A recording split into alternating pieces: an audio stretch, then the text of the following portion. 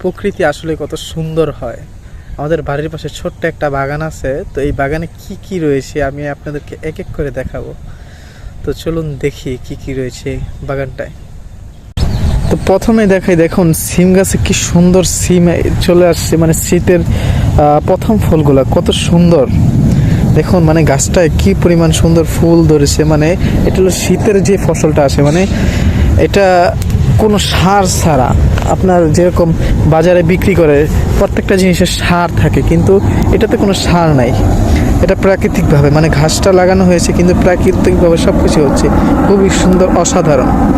এই যে আম গাছে এখনই আমের ফুল চলে আসছে। তো এই যে পেঁপে গাছের ফলগুলা দেখুন কি সুন্দর, মানে এক এক খুবই অসাধারণ, কি বলবো আপনাদেরকে।